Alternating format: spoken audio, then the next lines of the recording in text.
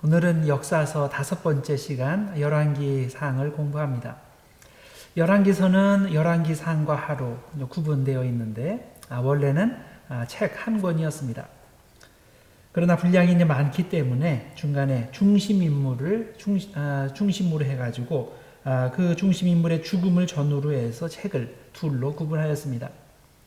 사무엘서의 경우에는 사울이 죽는 것을 기준으로 해서 전서와 후서로 나누었지만은 열왕기서의 경우에서는 아합 왕의 죽음을 기준으로 전서와 후서를 나누었습니다. 열왕기서는 스스로 몇 가지 기존 자료를 사용해서 왕국의 역사를 서술했다고 밝히고 있습니다. 그중 우리가 이름을 아는 것이 솔로몬의 실록, 이스라엘 왕 역대지략, 혹은 유다왕 역대지략입니다. 이 자료들은 우리가 이름으로는 알고 있지만 실제로 문서로 가지고 있지 않습니다. 그 밖에 열왕기서를 기록하기 위한 다른 자료들이 있었을 테지만은 그것에 대해서 우리는 아무 정보가 없습니다. 먼저 열왕기서는 독특한 문학적 특징이 있습니다.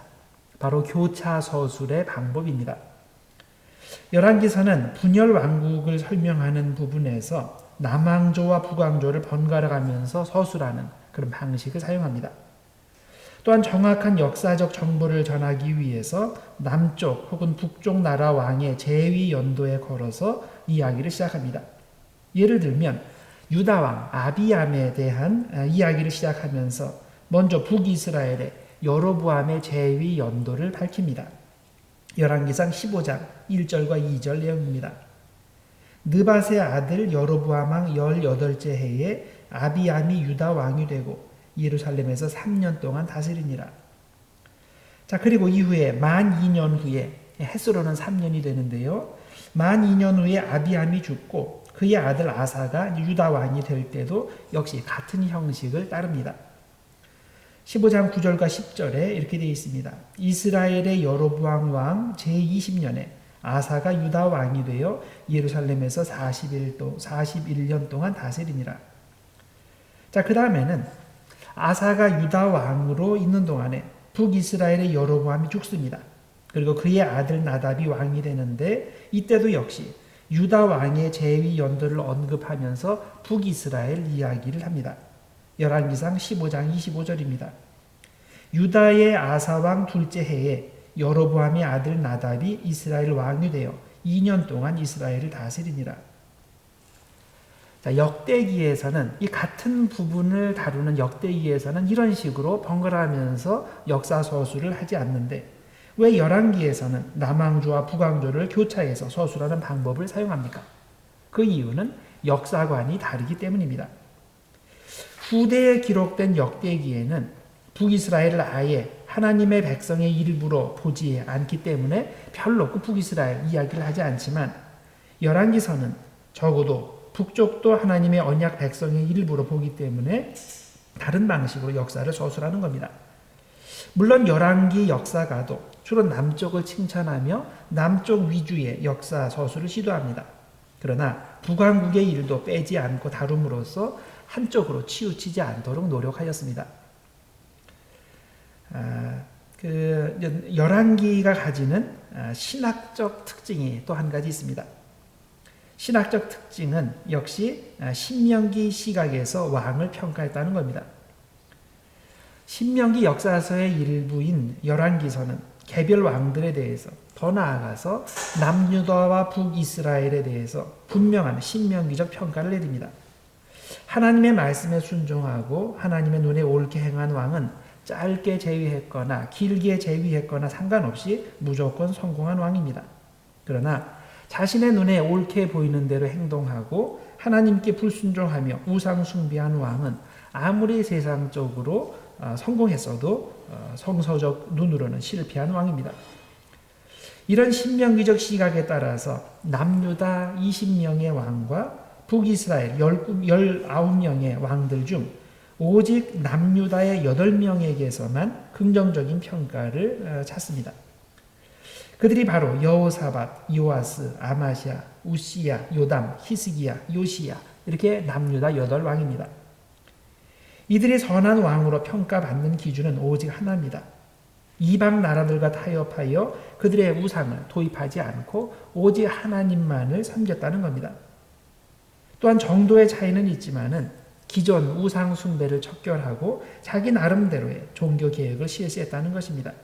이 기준에 부합하면 아무리 시시하게 정치했어도 아무리 큰 허물이 있어도 그는 하나님께서 보실 때 성공한 왕입니다. 반면에 북이스라엘의 모든 왕들과 남유다 왕들의 60%는 실패한 왕입니다. 하나님만 섬기지 못하고 우상도 함께 섬긴 일종의 혼합주의에 빠진 사람들이기 때문입니다. 대표적으로 남유다의 므낫세는 55년 동안 일종의 세상적으로 보면 성공적으로 통치한 사람이지만 신명기적 시각으로 볼 때 실패한 왕입니다. 그래서 열왕기하 21장 9절에서 11절에 이런 평가를 내립니다. 이 백성이 듣지 아니하였고 므낫세의 꾀임을 받고 악을 행한 것이 여호와께서 이스라엘 자손 앞에서 멸하신 여러 민족보다 더 심하였더라. 유다 왕 므낫세가 이 가증한 일과 악을 행함이 그 전에 있던 아모리 사람들의 행위보다 더욱 심하였고 또 그들의 우상으로 유다를 범죄하게 하였도다. 사마리아를 거점으로 이스라엘을 다스린 오므리의 경우도 나라를 부강하게 만들고 주변 나라들을 외교적으로 또 군사적으로 압도했지만 열왕기는 그를 간단히 실패한 왕으로 규정합니다. 열왕기상 16장 25절 오므리가 여호와 보시기에 악을 행하되 그 전에 모든 사람보다 더욱 악을 행하였더라. 솔로몬 사후에 나라가 둘로 갈리게 됩니다. 북이스라엘 10지파는 여로보암이 다스리고 남유다 2지파는 솔로몬의 아들 르호보암이 다스렸습니다. 이스라엘이라는 이름이 남왕국이 아닌 북왕국에 붙여진 이유가 있습니다. 인구수로 보나 영토로 보나 경제적으로 보나 북왕국이 월등했기 때문입니다. 그런데 결과적으로 보면 남유다는 정치적 안정을 유지한 데 반해서 북이스라엘은 계속 정치적 불안정을 반복했습니다. 나라가 망할 때까지 쿠데타를 통한 정권 교체가 계속 반복해서 일어났습니다. 망한 시점도 남유다에 비해 135년이나 앞섰고 그렇게 될 때도 아시리아의 강제 이주와 혼혈 정책으로 민족성 자체가 말살당했습니다. 신명기적 시각으로 볼 때 남쪽이나 북쪽이나 모두 우상 숭배의 죄 때문에 멸망했지만은 상대적으로 더 순수하게 유일신 하나님을 섬긴 남유다가 정치적 안정의 복을 받은 것입니다. 이스라엘 왕국사는 크게 세 수로 구분합니다. 통일왕국과 분열왕국과 그 다음에 유다왕국 이 세 수로 구분하죠. 통일왕국은 주전 1050년경부터 922년까지입니다. 사무엘상 8장에서 열왕기상 11장 사이의 내용입니다. 이 기간은 세 왕의 기간이죠. 사울, 다윗, 솔로몬 세 왕이 각각 40년간 총 120년을 통치하였습니다. 자, 이렇게 세 왕이 40년씩 통치해서 도합 120년이면 통일왕국의 연대가 1050년에 시작했으면 930년에 끝나야 될 것 같습니다. 그런데 왜 922년에 나라가 분리된 것으로 우리들이 이해합니까? 그 이유는 사실 아직까지도 이 역사적 연대가 불확실하기 때문입니다. 그런데 그중 922년이 많은 학자들이 동의하는 연도이기 때문에 우리가 이 922년을 그 남북 분리의 시점으로 여깁니다. 자, 다윗이 이스라엘 전체를 장악하기 전에 북쪽에서 이스보셋이 수년간 다스렸는데 우리가 이 정확한 기간을 모릅니다. 이 기간을 어떻게 우리가 처리하느냐에 따라서 연도가 달라집니다.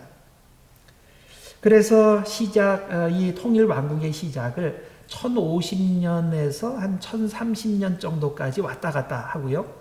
그리고 이것이 끝나는, 즉 분열왕국이 시작되는 시기를 930년에서 922년 사이에 왔다 갔다 합니다. 자, 그래서 우리가 이 당시에 고대 이스라엘의 연대에 대해서는 정확하지 않은 근사치다라고 보시면 됩니다. 자, 그 다음에 분열왕국. 주전 922년부터 721년까지입니다. 열왕기상 12장에서 열왕기하 17장 내용입니다. 솔로몬이 죽은 후에 이스라엘이 북이스라엘 10지파와 남유다 즉 유다와 베냐민 지파 둘로 나누게 됩니다. 200년 동안 이 기간이 지속이 되는데 주전 721년에 북이스라엘은 아시리아에 의해 파괴되고 상류층과 기술자들이 모두 포로로 잡혀갑니다. 그리고 대부분의 사람들 다른 데로 강제 이주당했고 그리고 그곳에 다른 지역 사람들이 재배치되었습니다. 그 다음에 북이스라엘이 망한 후에 유다 왕국만 남게 되는데 이것이 721년에서 587년까지입니다. 열왕기하 18장에서 25장까지의 내용입니다. 이 기간이 한 135년간 지속이 되는데 주전 587년에 바벨론에 의해서 멸망해서 왕국의 역사, 전체 역사가 끝이 납니다. 이스라엘 왕국사를 검토해 보면 남왕국은 한 번도 왕조가 바뀌지 않았습니다. 처음부터 끝까지 다윗 왕조를 유지했습니다. 그러나 훨씬 부강했던 북왕조는 정치적으로 대단히 불안정했습니다. 그리고 먼저 망했습니다. 자, 그 이유가 뭘까요? 하나님의 심판을 받았기 때문입니다. 북왕국은 주전 721년에 망할 때까지 200년간 총 9번의 왕조가 바뀌었습니다. 그리고 9번 왕조가 바뀔 때마다 그 피해 쿠데타가 일어났습니다. 반면에 남유다는 르호보암 때부터 시작해서 330년간 한 번도 왕조가 바뀌지 않았습니다. 자, 정치적으로 대단히 안정된 왕조였습니다. 왕의 평균 재임 기간을 비교해 볼 때 남과 북이 차이가 확연합니다. 200년을 지속한 북왕조는 19명의 왕이 있었으니 각자가 평균 10년 6개월을 정치한 셈입니다. 그러나 330년을 지속한 남왕조는 20명의 왕이 있었으니 평균 16년 6개월을 다스린 셈입니다. 만일 여기에 다윗 왕조의 시조인 다윗과 그의 아들 솔로몬을 포함시키면 410년에 22명의 왕이 되어서 평균 18년 6개월이 됩니다.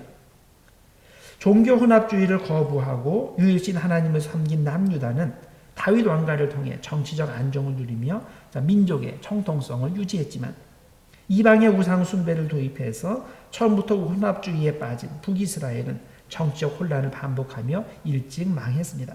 이것이 이스라엘 유다 왕국사에 대한 신명기 사관의 설명입니다. 자, 그 다음에 솔로몬에 대한 이야기로 이어집니다. 열왕기상 전반부의 주인공은 솔로몬입니다. 솔로몬은 이스라엘 역사상 최고의 부와 명예와 권력을 누린 사람입니다.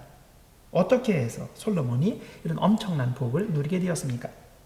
아버지 다윗이 계획하고 준비한 성전을 손수 건축하고 성전 중심으로 이스라엘 종교를 통합했기 때문이기도 하지만 동시에 하나님 앞에서 솔로몬 자신이 보여준 특별한 겸손과 헌신 때문이기도 합니다. 그래서 열왕기상 3장 3절에 이것을 이렇게 설명합니다. 솔로몬이 여호와를 사랑하고 그의 아버지 다윗의 법도를 행하였다라고 평가합니다. 솔로몬에 관계된 여러 가지 중요한 그런 일들이 있는데 가장 먼저 살펴볼 것은 솔로몬이 드린 일천 번제에 대해서입니다. 열왕기상 3장에 보면 솔로몬이 하나님께 일천 번제를 드리는 내용이 나옵니다. 열왕기상 3장 4절 이에 왕이 제사하러 기브온으로 가니 거기는 산당이 큼이라 솔로몬이 그 제단에 일천 번제를 드렸더니 라고 되어 있습니다. 자, 솔로몬이 일천 번제를 드렸다. 이것이 무슨 의미일까요? 거의 3년 동안 1천일 동안 매일 한 마리씩 번제를 드렸다는 의미일까요? 그렇지 않습니다. 하루에 1,000마리 제사를 드렸든지 아니면 며칠에 걸쳐서 1,000마리를 드렸다는 의미입니다. 열왕기상 3장 4절에 이미 중요한 정보가 담겨 있습니다. 솔로몬이 기브온 산당에 가서 제사를 드렸는데 그 이유가 뭡니까? 그 이유는 이 기브온 산당이 사이즈가 굉장히 컸기 때문입니다. 같은 내용을 담고 있는 역대하 1장 5절과 6절을 읽어보면 일천번제의 의미가 더욱 명확해집니다. 이렇게 돼 있어요. 옛적의 훌의 손자 우리의 아들 브살렐이 지은 놋제단은 여호와의 장막 앞에 섰더라. 솔로몬이 회중과 더불어 나아가서 여호와 앞 곧 회막 앞에 있는 놋제단에 솔로몬이 이르러 그 위에 1,000마리 희생으로 번제를 드렸더라. 자, 1,000마리 희생의 뜻은 1,000마리 희생 동물로 한꺼번에 번제를 드렸더라. 그 의미입니다. 그 당시에 한꺼번에 이렇게 1,000마리의 동물을 들일 수 있는 그런 큰 장소가 있었는가요? 당연히 있었습니다. 다윗이 죽기 전에 솔로몬을 위해 성전 건축 자재를 다 준비해 놓고 하나님께 제사를 드렸는데 그 규모가 어마어마했습니다. 열왕기상 29장 21절과 22절에 보면 이런 내용이 나옵니다. 이튿날 회중이 여호와께 제사를 드리고 또 여호와께 번제를 드리니 수송아지가 1,000마리요 순양이 1,000마리요 어린 양이 1,000마리요 또 그 전제라 온 이스라엘을 위하여 풍성한 제물을 드리고 그날에 무리가 크게 기뻐하여 여호와 앞에서 먹으며 마셨더라. 자, 여기에 보면 수송아지가 1,000마리, 순양 1,000마리, 어린 양 1,000마리를 하루에 한 장소에서 다 드렸다고 되어 있습니다. 따라서 솔로몬이 드린 1,000번제는 매일 한 번씩 도합 1,000번을 드렸다는 의미라기보다는 그가 드린 희생제사의 동물의 수가 1,000마리였다는 의미입니다. 적은 기간 동안 매일 다량의 제물을 드려서 그것의 총합이 1,000마리 번제가 될 수도 있지만 하루에 1,000마리를 다 드렸다는 의미로 이해하는 것이 자연스럽습니다. 혹시 여러분 중에 1,000번제를 드린다고 하면서 3년 동안 어떤 목적을 위해 특별 기도를 한다든지 매일 일정 금액을 헌금하는 분이 있습니까? 자, 헌신의 마음으로 그렇게 하시는 것은 잘하시는 일입니다. 하나님께서 그것을 기뻐하십니다. 그런데 그렇게 하실 때 솔로몬이 드린 1,000번제와 연결시키지 마시고 그렇게 하시면 됩니다. 왜냐하면 솔로몬이 드린 1,000번제의 핵심은 1,001이 아니라 1,000마리 동물이기 때문입니다. 기간을 정해놓고 기도하거나 금식하거나 어떤 헌신의 행위를 하실 때 솔로몬의 1,000번제의 의미를 알고 진행하시면 됩니다. 자, 두 번째 솔로몬에 관해서 말씀드릴 수 있는 것이 솔로몬의 지혜에 관해서입니다. 이 지혜에 대해서 우리가 오해하는 분들이 많이 계십니다. 자, 솔로몬이 받은 지혜. 자, 하나님께서 솔로몬이 1,000번제를 드렸을 때 하나님께서 그 1,000번제를 받으시고 그에게 무엇을 원하냐라고 물으셨죠. 그때 솔로몬은 지혜를 달라고 구했습니다. 자, 열왕기상 3장 7절에서 9절 사이에 그 내용이 나옵니다. 나의 하나님 여호와여 주께서 종으로 종의 아버지 다윗을 대신하여 왕이 되게 하셨사오나 종은 작은 자라 작은 아이라 출입할 줄을 알지 못하고 주께서 택하신 백성 가운데 있나이다. 그들은 큰 백성이라 수요가 많아서 셀 수도 없고 기록할 수도 없사오니 누가 주의 이 많은 백성을 재판할 수 있사오리까.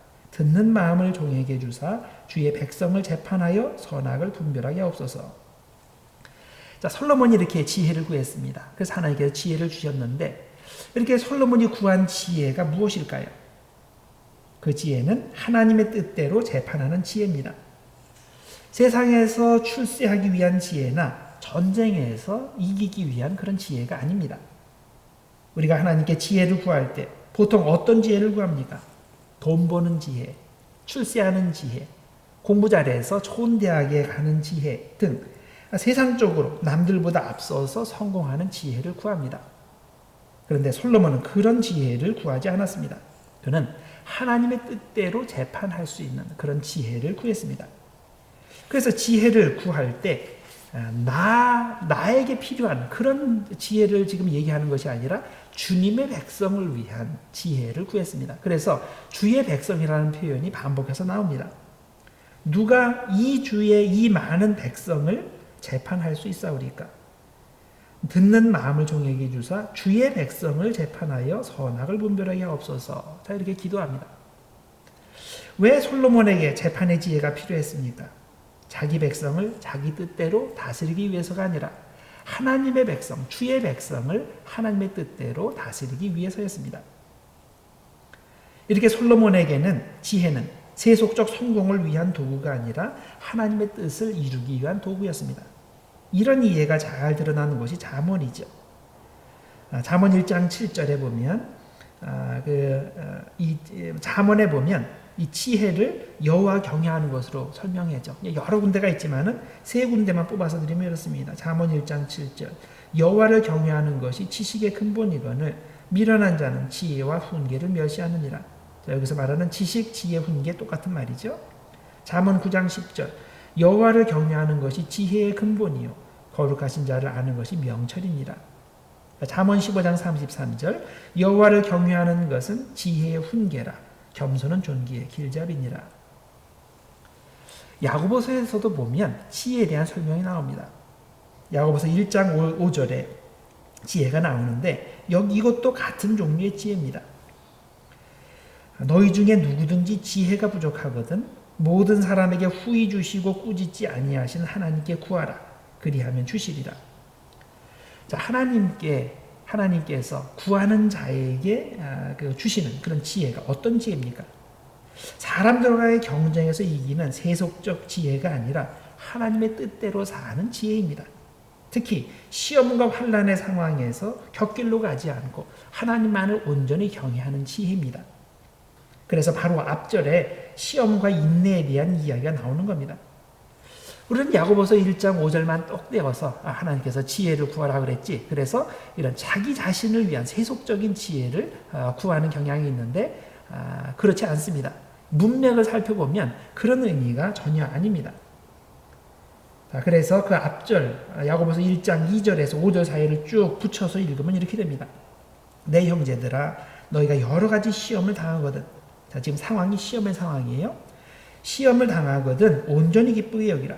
이는 너희 믿음의 시련이 인내를 만들어내는 줄 너희가 알미라. 인내를 온전히 이루라.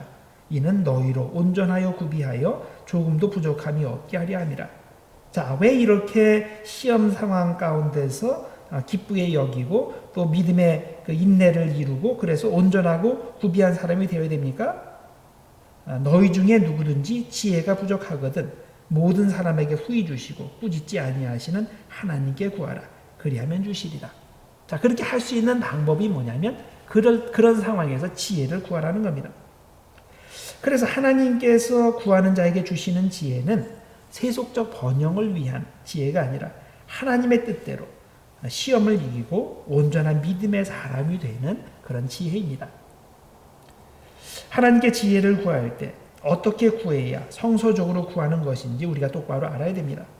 하나님께서 기쁘게 응답하시고 내려주시는 지혜는 우리가 세상에서 경쟁자를 물리치는 세속적 지혜가 아닙니다. 하나님을 경외하는 지혜, 그리고 하나님 경외를 통해서 모든 시험 환난을 이기고 온전한 신앙으로 만들어주는 지혜, 이런 지혜가 하나님께서 기쁘게 내려주시는 지혜입니다. 성서적 지혜입니다. 이제부터 우리는 이런 지혜를 구해야 될 줄 믿습니다.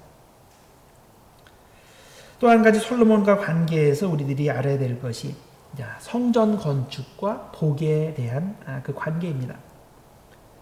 솔로몬에 대한 내용의 중심은 단연 성전 건축입니다. 솔로몬의 성전 건축으로 인해서 이스라엘의 종교가 중앙 집권 형태로 전환하였습니다. 이전에는 왕이나 제사장들이나 곳곳에 널려있는 산당들에서 하나님께 제사드리며 하나님과 교통했습니다. 솔로몬 자신도 기브온 산당에 가서 1000번제를 드렸다고 나와 있죠. 산당은 그래서 예루살렘에만 있는 것이 아니라 지방 중요한 곳에 널려 퍼져 있기 때문에 자연히 각 지역에 흩어져 사는 사람들에게 신앙의 중심 역할을 했습니다. 그러나 솔로몬이 성전을 지은 후에는 하나님께 드리는 제사는 예루살렘 성전에서 드리는 것이 기본이 되었습니다. 자, 솔로몬이 13년 동안 그 성전을 짓고 나서 봉헌식을 하게 됩니다. 그때 하나님께서 솔로몬에게 나타나셔서 어떤 말씀을 주셨습니까? 솔로몬아, 정말 수고 많이 했다. 네가 나를 위해서 성전을 지어줬으니까 이제부터 너는 무조건 만사형통이다. 내 자녀들도 무조건 만사 오케이 내가 해주겠다. 하나님께서 이렇게 말씀을 해주셨습니까? 그렇게 말씀하시지 않았죠. 사실 우리가 하나님을 위해서 어떤 희생적으로 성전을 지어드릴 때 아니면 희생적인 어떤 그 봉사를 할 때 당연히 이런 것을 기대하는 경향이 있는데 하나님께서는 그렇게 우리에게 응답하시지 않습니다. 자, 솔로몬이 이렇게 하나님께 성전을 지어드렸을 때 하나님께서는 예상외의 말씀을 하셨습니다. 우선 솔로몬이 하나님을 위해 성전을 지어드리는 것은 참 잘한 일이기에 하나님께서는 솔로몬의 기도대로 성전을 주목해서 보시고 백성이 이곳에서 기도하면 특별히 들어주시겠다고 말씀하셨습니다. 열왕기상 9장 3절에 그 내용이 나옵니다. 여호와께서 그에게 이르시되 내 기도와 네가 내 앞에서 간구한 바를 내가 들었은즉 나는 네가 건축한 이 성전을 거룩하게 구별하여 내 이름을 영원히 그곳에 두며 내 눈길과 내 마음이 항상 거기에 있으리니. 자, 그런데 그 다음 주신 말씀은 우리의 예상과는 달리 만사형통의 복과는 거리가 먼 경고의 말씀이었습니다. 자, 좀 길지만 이렇게 되어 있어요. 열왕기상 9장 6절과 7절입니다. 네가 만일 내 아버지 다윗이 행함같이 마음을 온전히 하고 바르게 하여 내 앞에서 행하며 내가 네게 명령한 대로 온갖 일에 순종하여 내 법도와 율례를 지키면 내가 내 아버지 다윗에게 말하기를 이스라엘의 왕 위에 오를 사람이 내게서 끊어지지 아니하리라 한 대로 내 이스라엘의 왕위를 영원히 연구하게 하려니와. 여기까지 축복의 말씀이고 조건부에 그 다음 말씀이 핵심이에요. 만일 너희나 너희의 자손이 아주 돌아서서 나를 따르지 아니하며 내가 너희 앞에 둔 나의 계명과 법도를 지키지 아니하고 가서 다른 신을 섬겨 그것을 경배하면 내가 이스라엘을 내가 그들에게 준 땅에서 끊어버릴 것이요 내 이름을 위하여 내가 거룩하게 구별한 이 성전이라도 내 앞에서 던져버리리니 이스라엘은 모든 민족 가운데에서 속담거리와 이야기거리가 될 것이다. 자, 열왕기상 9장 6절과 7절 말씀입니다. 순종하면 복받지만 불순종하면 벌 받는다는 말씀. 이 너무나 일반적인 말씀이지 않습니까? 가만히 생각해 보면 이런 종류의 말씀은 꼭 솔로몬이 이렇게 엄청난 성전을 지어드린 후에 주시는 그런 주시는 말씀은 아닌 것 같습니다. 왜냐하면 어느 상황에서 어떤 사람에게도 주실 수 있는 가장 원론적인 말씀이기 때문입니다. 그런데 왜 하나님께서는 바로 이 시점에서 성전을 짓는 엄청난 일을 한 솔로몬에게 이런 원론적인 가장 기본적인 말씀을 하십니까? 그 이유는 하나님을 위해 성전을 짓는 일과 자신이 복받을 만한 믿음의 삶을 사는 것은 완전히 별개의 문제이기 때문입니다. 솔로몬이 성전을 지은 것은 참 잘한 일이지만 그렇게 하고서 본인이 복받을 만한 순종의 삶을 살지 않으면 아무 소용이 없다는 겁니다. 하나님께서 그에게 절대 복을 주실 수 없는 겁니다. 그렇다면 솔로몬이 이런 성전 건축을 통해서 받는 복이 하나도 없다는 말일까요? 그렇지 않습니다. 복이 있습니다. 단지 그것은 개인적인 복이라기보다는 공동체의 복입니다. 무한하신 하나님께서 자신을 낮추셔서 제한적인 성전에 자기 이름을 두시고 자기 눈길과 마음을 항상 그곳에 두시겠다는 약속, 바로 공동체에게 주신 복입니다. 솔로몬과 자녀들은 성전 중심의 삶을 통해서 이 공동체에게 주신 복의 혜택을 받고 누리면 되는 것입니다. 하나님께 성전을 지어드리는 것보다 더 중요한 것은 각자가 하나님의 말씀에 순종하는 겁니다. 순종하지 않고 성전만 지어드리면 아무 소용이 없습니다. 이런 이유로 하나님께서는 솔로몬에게 공동체의 복을 주신 다음에 솔로몬과 자녀들에게 순종해야 복받는다고 길게 설명하신 겁니다. 성전을 지었다고 자동적으로 복받는다고 생각하지 말고 변함없이 하나님께 순종하는 삶을 살아라. 그러면 반드시 하나님께서 복 주실 거다. 이렇게 말씀하시는 겁니다. 솔로몬은 처음에 좋게 시작한 사람입니다. 하나님을 향해 겸손했고 그리고 순수한 믿음을 가지고 있었습니다. 하나님께서는 그의 마음을 기쁘게 받으시고 그가 구한 지혜뿐만 아니라 부귀와 영광과 장수의 복도 함께 주셨습니다. 그러나 나중에 보면 왕권이 확고해지자 그는 하나님께서 금하신 규정들을 모두 어기면서 자기 마음대로 살았습니다. 신명기 17장 15절 이하에 보면 왕이 하지 말아야 할 금지 목록들이 나옵니다. 왕이 이런 것들을 행하면 반드시 하나님께서 벌 주시니 절대 그렇게 하지 말아라 라고 금지한 목록들이 몇 가지 나옵니다. 그중 세 가지를 말씀드리면 첫 번째는 말과 병거를 많이 두지 말라는 금지 명령이 있습니다. 또 좋은 말을 얻기 위해서 이집트에 내려가서 거기에서 그것을 구입하지 말라라는 금지 명령도 나옵니다. 자, 이것은 왕은 자신의 힘을 의지하거나 과시하려 하지 말고 하나님의 뜻, 하나님만을 의지하며 살라는 말입니다. 자, 또 이런 금칙 명령도 있어요. 아내를 많이 두지 말라.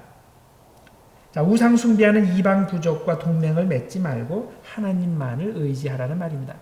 자, 왕이 그 이방 민족의 아내들을 많이 두면 그들이 우상을 가지고 들어오는데 왕도 자연히 그 우상 숭배에 동참하게 된다는 겁니다. 그리고 순수해야 할 신앙이 혼합주의 신앙으로 변질된다는 것입니다. 그런데 또 이런 금칙 명령도 있습니다. 은금을 많이 쌓지 말라. 자, 왕은 재산을 의지할 생각하지 말고 하나님만을 의지하라는 그런 말씀입니다. 이게 신명기 17장 15절 이하에 나오는 내용입니다. 그런데 우리가 열왕기서에 나오는 이 솔로몬에 대한 부분을 쭉 읽어보면 솔로몬이 이 세 가지 규정을 다 어기고 있는 것을 발견하게 됩니다. 어떻게 하다 보니까 본의 아니게 이 신명기에서 하지 말라고 하는 것을 조금 어기게 된 그런 상황이 아니라 솔로몬은 신명기 규정을 정면으로 어기고 더 나아가서 그것을 즐겼습니다. 자, 먼저 솔로몬이 가진 외양간 이 4만 개가 됐다고 했습니다. 외양간이 4만 개다. 그럼 그 외양간에 들어갈 말이 얼마나 많을까요? 또 그 최고의 말들을 구하기 위해서 당연히 이집트로 내려갈 수밖에 없습니다. 그는 1400대의 병거를 가지고 있었고 12,000명의 마병을 또 유지했다고 합니다. 자, 또한 그는 수많은 여인들을 사랑했습니다. 성경에 보면 후궁이 700명, 첩이 300명이라고 됐다고 되어 있습니다. 후궁과 첩 어떻게 다를까요? 똑같은 의미죠, 사실은. 그렇지만은 여기 성경에서 의미했던 바는 정식 아내가 700명이고 첩이 300명이라는 뜻이에요. 자, 이들은 모압, 암몬, 에돔, 시돈, 헷 여자들이었는데 솔로몬은 하나님께서 절대 아내를 구하지 말라고 한 곳으로 가서 그곳에서 아내를 구했다는 겁니다. 결국 솔로몬은 이 여인들이 들여온 우상을 함께 섬기게 됩니다. 심지어는 모압과 암몬의 신을 모시는 신당을 그 예루살렘에 세워주기까지 했습니다. 자, 또한 솔로몬의 시대는 굉장히 굉장히 부자였죠. 그래서 은이 너무나 흔해서 길에 널려 있는 돌같이 그 은이 흔했다고 그랬습니다. 그 몸통 웬만한 건 다 금이에요. 금으로 된 큰 방패가 200개, 작은 방패가 300개가 있었고 솔로몬의 보좌는 상하로 되어 있었는데 그 전체가 다 금으로 덮여 있었다고 그러고 솔로몬이 사용하는 음식 식기들 다 금으로 되어 있었다고 합니다. 이렇게 성경에서 금한 것을 솔로몬이 즐겼는데 이게 다 그 돈이 많이 드는 것들이죠. 최고의 말을 사오는 것, 외양간 많이 만드는 것, 마병대 유지하는 것, 1,000명의 아내를 두는 것, 물품을 금으로 다 입히고 사치하는 것, 한결같이 막대한 돈이 드는 일들입니다. 솔로몬은 그 돈을 다 어디서 얻었겠습니까? 당연히 백성에게서 얻었습니다. 솔로몬은 아버지 시대에 없던 과도한 세금 제도를 도입해서 엄청나게 세금을 거두어 들였습니다. 그래서 열왕기상 10장 14절에 이런 내용이 있습니다. 솔로몬의 세입금의 무게가 세금이 금 666달란트요. 그 외에 또 상인들과 무역하는 객상과 아라비아의 모든 왕들과 나라의 고관들에게서도 가져온지라. 또한 솔로몬은 이전 시대에 없었던 강제 노역제도를 도입해서 사람들을 초대형 건축 사업에 투입했습니다. 이런 이유로 평소에 다윗 왕가에 대해서 별로 호감이 없던 그 북이스라엘 지역의 민심을 잃게 됩니다. 그리고 솔로몬이 죽은 후에 나라가 둘로 북쪽과 남쪽으로 갈리게 됩니다. 르호보암이 왕이 되자 북쪽의 리더들이 찾아와서 제일 먼저 요청한 것이 이 세금 문제였습니다. 아버지 때 없던 세금, 엄청난 세금 제도를 만들어서 너무나 힘들게 살았는데 그 세금을 감해 주십시오. 자, 이렇게 요청을 했을 때 르호보암이 이것을 단칼에 거부했죠. 그러자 그들이 반란을 일으켜서 북쪽의 10지파가 갈라져 나갔습니다. 모두 솔로몬이 뿌린 씨앗의 열매입니다. 그래서 전체적으로 봤을 때 이 솔로몬은 성전 지은 것 하나만 빼고 다 잘못한 사람입니다.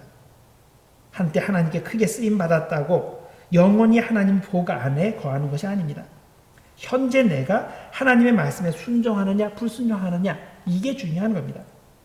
엄청난 자기 희생으로 하나님의 성전을 지었더라도 현재 내가 불순종하면 성전 지은 것 아무 소용이 없습니다. 성전 지은 것은 그런대로 하나님께서 선한 일에 사용하시지만 나는 불순종의 죄 때문에 실패한 인생이 되는 겁니다. 그러니 여러분 성전 짓는 것이 만사형통의 길이라고 착각하지 말기를 바랍니다. 한때 하나님을 위한 엄청난 자기 헌신으로 하나님께 크게 영광 돌렸다 해도 나중에 불순종의 삶을 살면 과거의 헌신과 상관없이 하나님께서 나를 징계하실 수밖에 없습니다. 그러니 우리는 착각하지 말아야 됩니다. 과거의 헌신이 중요한 것이 아니라 현재의 순종이 중요한 겁니다.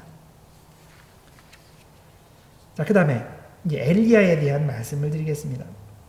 열왕기상 전반부의 주인공이 솔로몬이라면 후반부의 주인공은 엘리야입니다. 엘리야는 이스라엘 역사에서 예언자의 대표자로 인정받는 사람입니다. 자, 마태복음 17장과 또 마가복음 9장, 누가복음 9장 같은 내용이 나오는데 거기에 보면 이 엘리야가 모세와 함께 변화산에 등장합니다. 그래서 예수님과 함께 대화를 나누는 그런 장면이 나오는데 자, 그만큼 이 엘리야의 위상이 높은 겁니다. 엘리야는 당대 최고의 번영기를 누리던 북이스라엘의 아합 시대에 예언 활동을 했던 사람입니다. 비록 물질적으로는 번영을 누리지만 영적으로는 최악의 암흑기를 지내는 이스라엘 백성을 향해서 유일신 하나님을 믿는다는 게 무엇인지 그리고 그 하나님을 믿는 것이 어떤 능력을 우리에게 주는지 선명하게 보여준 사람입니다. 우리가 이 엘리야에 대한 부분을 읽을 때 세 사람의 관계가 눈에 띕니다. 오바댜와 아합과 엘리야의 관계입니다. 열왕기상 18장 1절에서 19절 사이에 보면 이 세 사람의 사이에 흥미로운 드라마가 전개됩니다. 바알 쪽에는 아합이 서 있습니다. 여호와 하나님 쪽에서는 엘리야가 서 있습니다. 그리고 중간에 오바댜가 위험한 줄타기를 시도하고 있습니다. 이런 오바댜의 태도를 요약해서 보여주는 것이 18장 3절입니다. 아합이 왕궁 맡은 자 오바댜를 불렀으니 이 오바댜는 여호와를 지극히 경외하는 자라. 자, 오바댜는 아합과의 관계에서는 왕궁 맡은 자입니다. 그러나 엘리야와의 관계에서는 여호와를 지극히 경외하는 자입니다. 자, 어떤 모습이 이 오바댜의 진짜 모습일까요? 둘 다 아닙니다.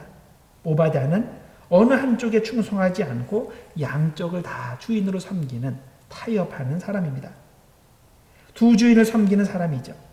그래서 열왕기상 18장에 보면 그는 아합도 주님으로 부르고 있고 엘리야도 주님으로 부르고 있습니다. 자, 열왕기상 18장 7절을 봅시다. 오바댜가 길에 있을 때에 엘리야가 그를 만난지라 그가 알아보고 엎드려 말하되 내 주 엘리야여. 자, 지금 엘리야를 주님으로 부르고 있죠. 내 주 엘리야여 당신이니까. 근데 열왕기상 18장 10절에 보면 또 이런 내용이 나와요. 당신의 하나님 여호와께서 살아계심을 두고 맹세하노니 내 주께서 즉 아합께서 사람을 보내어 당신을 찾지 아니한 족속이나 나라가 없었는데 이렇게 얘기해요. 그러니까 자기 입으로 지금 엘리야도 주인이라고 얘기하고 아합도 주인이라고 얘기하고 있는 겁니다. 오바댜는 자신을 정말로 여호와를 경외하는 자로 생각하고 있을까요? 그럴 확률이 많습니다. 왜냐하면 그는 이세벨이 여호와의 선지자들을 죽일 때 선지자 100명을 50명씩 나눠서 굴에 숨기고 음식을 제공했기 때문입니다. 이 일은 오바댜가 생각할 때 자기가 하나님을 위해서 할 수 있는 최상의 헌신입니다. 만일 이 일이 발각되면 왕궁 맡은 자의 지위는 물론이고 목숨까지 잃을 수 있는 대단한 모험이기 때문입니다. 하나님을 위해 이 정도의 일까지 하는 사람이면 정말 오바댜는 여호와를 경외하는 자임에 틀림이 없습니다. 오바댜는 그렇게 믿고 있습니다. 이 사실이 다른 믿는 사람들에게도 알려지면 그들도 분명히 그렇게 생각할 겁니다. 그런데 그가 엘리야 선지자가 요구하는 것을 자꾸만 거부하는 것을 보면 그의 믿음, 그의 헌신이 진짜인지 의심이 갑니다. 엘리야가 그에게 자신의 위치를 아합에게 알리라고 했을 때 그는 공포심에 사로잡혔습니다. 행여나 자기가 엘리야와 뒤에서 내통하고 있다는 의심을 사게 되면 당장 자신의 위치가 위태롭게 된다고 느꼈습니다. 그래서 자기에게 그런 일 시키지 말아달라고 엘리야에게 간청을 합니다. 그래서 열왕기상 18장 11절과 12절에 이렇게 되어 있습니다. 이제 당신의 말씀이 가서 내 주에게 말하기를 엘리야가 여기 있다 하라 하시나 내가 당신을 떠나간 후에 여호와의 영이 내가 알지 못하는 것으로 당신을 이끌어 가시리니 내가 가서 아합에게 말하였다가 그 당신을 찾지 못하면 내가 죽임을 당하리이다. 당신의 종은 어려서부터 여호와를 경외하는 자라. 자, 오바다는 자기가 여호와를 경외한다고 지금 자기 입으로 말하면서도 엘리야의 말을 신뢰하지 못합니다. 하나님의 선지자 엘리야가 아합을 보자고 했으면 계속 그 자리에 있겠다는 의미가 아니겠습니까? 그런데 그걸 못 믿습니다. 오바다는 어떤 일이 있어도 자신이 손해보지 않기 위해 최악의 상황을 가정해서 말합니다. 하나님께서 중간에 엘리야 선지자를 다른 곳으로 옮겨가시면 그러면 아합이 와서 허탕치는데 그럼 왕이 나를 죽이겠다고 하지 않겠습니까? 아합은 충분히 그럴 수 있는 사람입니다. 그러니 나에게 이런 심부름을 시키지 말아 주십시오. 이렇게 얘기하는 거죠. 자, 그리고 나서 엘리야가 그렇게 해야 하는 이유로 이렇게 말을 합니다. 자기는 어려서부터 여호와를 경외하는 자이기 때문이라는 겁니다. 자기는 여호와 경외하는 사람으로서 지금까지 최선을 다해 하나님을 섬겼으니 이런 일로 자기를 위태하게 만들면 안 된다는 뜻입니다. 또 한 가지 오바댜의 진실성을 의심하게 만드는 구절이 있습니다. 열왕기상 18장 13절입니다. 이세벨이 여호와의 선지자들을 죽일 때에 내가 여호와의 선지자 중에 100명을 50명씩 굴에 숨기고 떡과 물로 먹인 일이 내 주에게 들리지 아니하였나이까. 내 주에게 이 소식이 들리지 않았습니까? 이게 아주 수상한 내용이죠. 이 사람이 이 일을 한 것이 엘리야의 귀에 그리고 다른 믿는 사람들의 귀에 들리게 하기 위해서였단 말입니까? 오바다가 정말 순수한 마음으로 하나님만을 위해서 이 일을 했다면 남에게 들리는 것에는 전혀 신경 쓰지 말아야 하는 것이 정상이 아닙니까? 이 사람은 지금 하나님과 바알 사이에 위험한 줄타기를 하고 있는 겁니다. 엘리야에게는 자기가 하나님 편이라는 소문이 들어가게 하고 바알에게는 자기가 영원히 바알에게 충성하고 있다고 보여주고 싶은 것입니다. 이 시점에서 오베다가 원하는 것은 딱 한 가지입니다. 하나님께 헌신하라고 요구하지 말고 자기를 그냥 놔두라는 겁니다. 그냥 이대로 살게 해주세요. 현재 세상과 하나님 사이에 타협하며 잘 살고 있는데 왜 하나님께 헌신하라고 합니까? 편하게 살고 싶으니 나 그냥 못 본 것으로 여기시고 그냥 가주십시오. 또 이런 말입니다. 오늘날 신자들 중에 오바다 같이 사는 사람이 많습니다. 하나님에게는 하나님 편으로 보이고 싶고 세상에게는 세상 편으로 보이고 싶은 사람. 어느 쪽에도 전적으로 헌신하지 않으면서 상황에 따라서 유리한 쪽으로 갈아타는 사람. 그래서 어떤 일이 있어도 고난의 상황에 처하고 싶지 않은 사람. 이런 사람, 두 주인을 섬기는 사람입니다. 절대 두 주인 다 만족시키지 못합니다. 결국 낙동강 오리알 신세가 됩니다. 우리는 오바다가 되지 말고 엘리야가 되어야 됩니다. 그래야 하나님께서 주신 사명을 감당할 수 있습니다. 그 다음에 아합을 생각해 봅시다. 아합은 완전히 우상 쪽으로 넘어간 사람입니다. 오바다는 두 주인을 섬기는 타협주의의 길을 갔습니다. 그러나 아합은 노골적으로 한 주인만 섬겼습니다. 그에게는 여호와가 하나님이 아니라 바알이 하나님이었습니다. 북이스라엘의 우상 숭배는 여로보암으로부터 시작하죠. 나라가 남북으로 갈린 후에 여로보암은 고민이 생겼습니다. 자, 정치적으로는 남북이 갈렸습니다. 그렇지만 종교적으로는 아직 남북이 갈리질 않았습니다. 매년 그 때가 되면 그 경건한 이스라엘의 북쪽의 사람들이 남쪽에 있는 예루살렘 성전을 방문하게 되는데 이것을 어떻게 합니까? 그곳에 가서 그냥 가는 것이 아니라 다 그 헌금하고 오는데 그럼 이 경제적으로도 정치적으로도 북이스라엘로서는 타격이 됩니다. 그래서 고안해낸 것이 예루살렘에만 성전이 있는 것이 아니라 북쪽에도 하나님께 드릴 성전이 있다. 이것을 보여주고 싶었습니다. 그래서 남쪽은 두 지파만 있으니까 예루살렘 하나로 만족했겠지만은 북쪽은 10지파니까 땅이 넓습니다. 그래서 두 곳이 필요하다고 생각해서 제일 북의 단이라는 곳에 금송아지 하나 세우고 그리고 제일 남쪽에 베델에 또 금송아지 하나 세우고 이 두 곳에 그 산당을 세우고 이곳에서 하나님을 예배하면 된다. 제사하면 된다. 이렇게 선전을 했습니다. 자, 그래서 이 정책을 통해서 북쪽의 사람들이 남쪽으로 내려가지 못하게 막았습니다. 자, 이렇게 여로보암은 우상 숭배를 금하는 10계명을 어기고 자기 마음대로 금송아지를 만들어 놨고, 그리고 여호와 하나님 신앙을 오염시켰습니다. 자, 이후의 왕들은 시간이 흐를수록 점점 더 심한 종교 혼합주의에 빠지게 됩니다. 하나님께 도달하기 위해서는 꼭 예루살렘 성전에서 가르치는 단일한 신앙의 방식만 고집할 필요가 없고, 다양한 지역에서 시행해온 다양한 방식을 사용해도 같은 하나님에게 도달한다고 믿었습니다. 자연히 이들은 여호와 하나님을 섬기는 동시에 이방 민족의 다양한 신들을 함께 섬겼습니다. 자, 그러다가 오므리 왕조의 아합에 이르러서는 아예 노골적으로 여호와 하나님을 버리고 바알을 하나님으로 섬기는 우상 숭배에 전념하게 됩니다. 아합이 바알 신앙을 국가 종교로 후원하게 된 것은 그의 아내 이세벨의 영향이 컸습니다. 이세벨이 페니키아 공주였는데 이제 아합에게로 이제 시집 오게 되면서 우상을 또 같이 가지고 오고 또 전적으로 이제 우상 숭배를 진행하게 됩니다.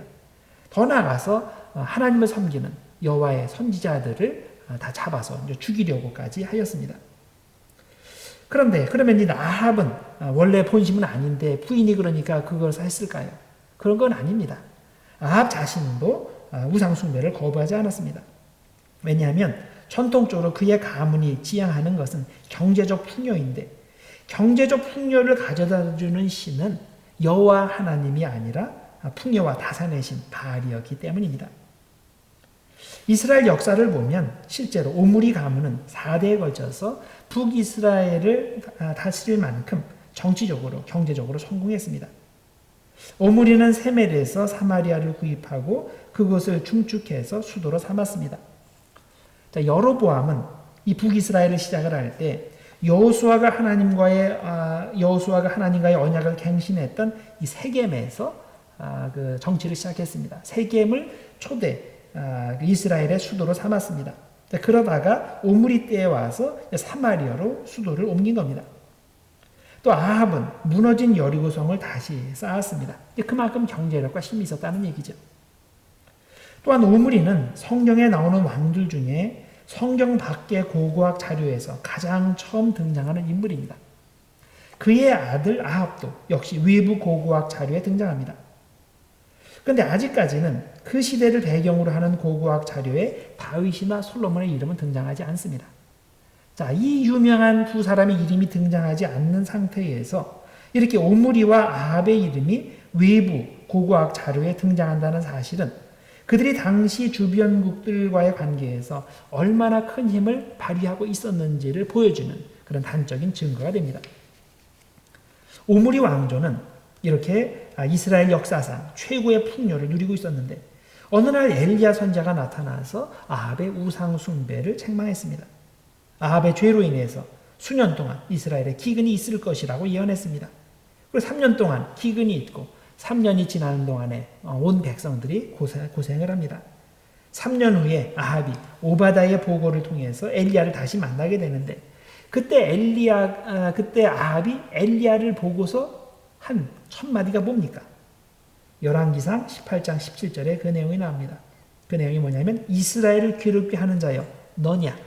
이게 이제 엘리야를 봤을 때 한 첫 마디입니다. 아합이 볼 때 문제의 근원은 엘리야입니다.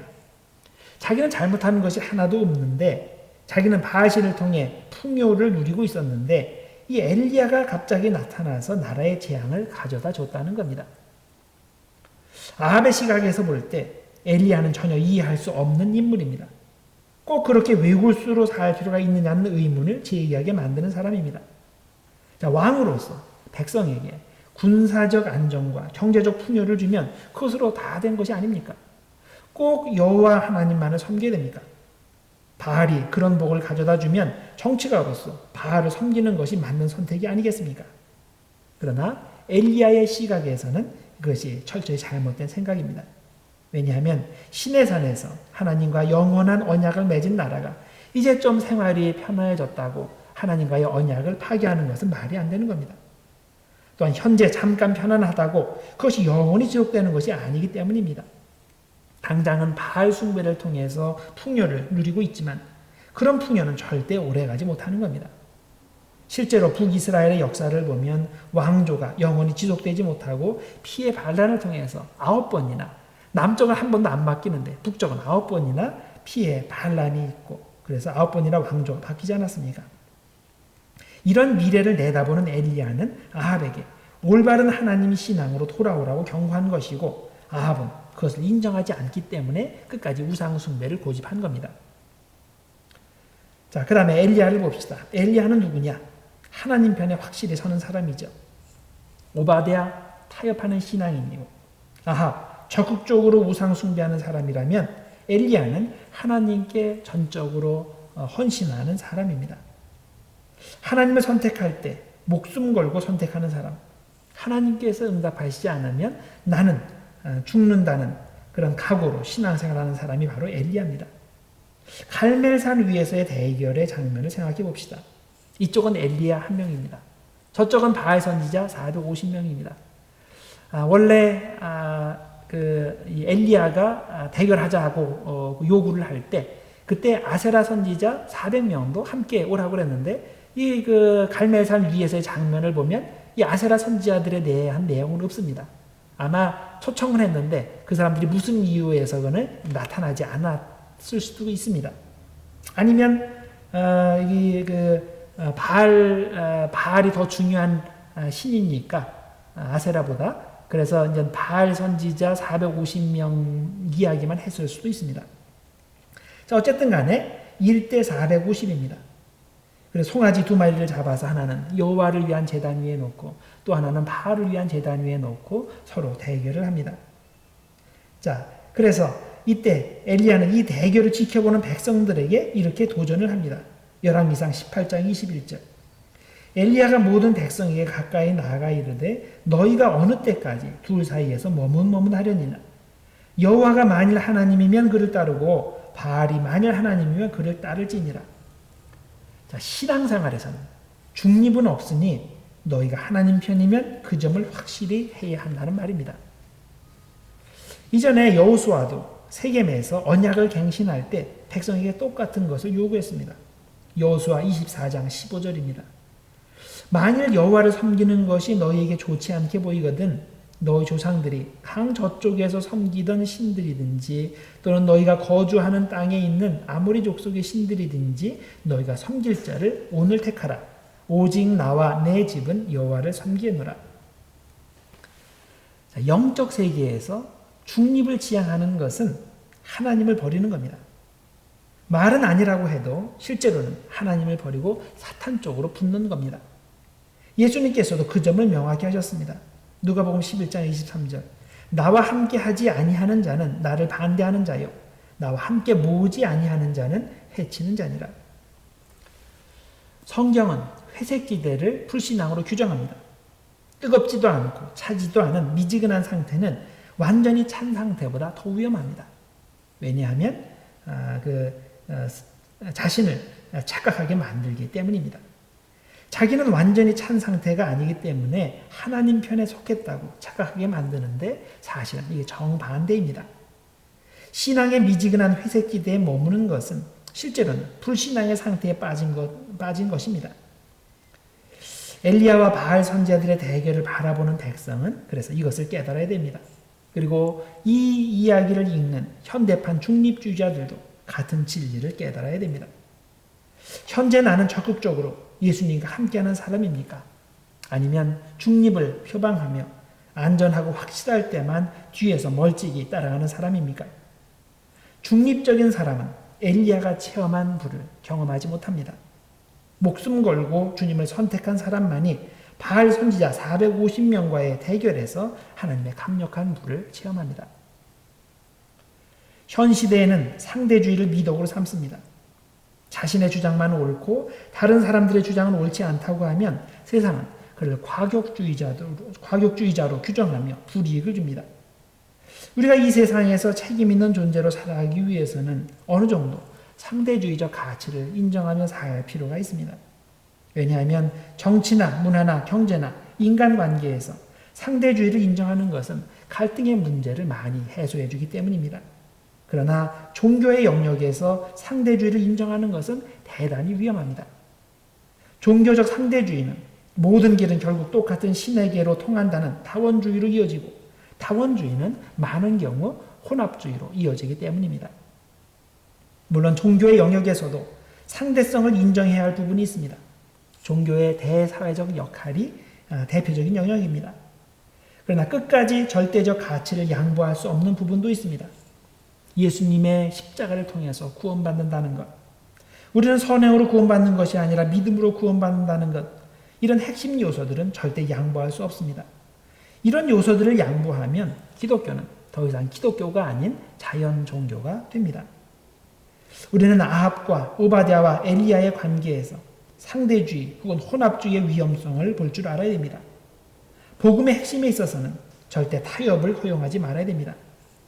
핵심적인 사항에서 상대주의를 인정하는 것은 혼합주의를 넘어서 결국 여호와 하나님을 완전히 부정하고 바알을 하나님으로 숭배하는 대로 발전하게 됩니다.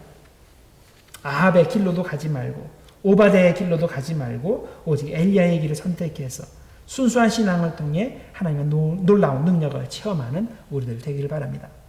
기도하겠습니다. 하나님 아버지 감사합니다. 주님께서 오늘 또 열왕기의 말씀을 통해서 우리를 교훈하심을 감사합니다. 특별히 하나님께서는 그 엘리야라는 인물을 통해서 또 아합과 오바댜라는 인물을 통해서 우리가 어떻게 하나님을 향해 결단하고 헌신의 삶을 살아야 하는지를 가르쳐 주었습니다. 하나님, 우리가 세상의 길에 세상에서 편하자고 타협의 길을 가지 않게 하시고 더 나아가서 자신의 그 영달을 위해서 경제적 풍요를 위해서 우상으로 넘어가는 아합도 되지 말게 하시고 오직 주님을 위해서 순수한 신앙을 유지하는 엘리야가 될 수 있도록 하나님 축복해 주시옵소서. 하나님, 온전히 주님께 헌신함으로 말미암아 내 삶에도 하나님의 능력이 나타나고 그래서 매일매일 하늘의 능력을 체험하며 사는 우리가 될 수 있도록 하나님 축복해 주시옵소서. 예수님의 이름으로 기도드립니다.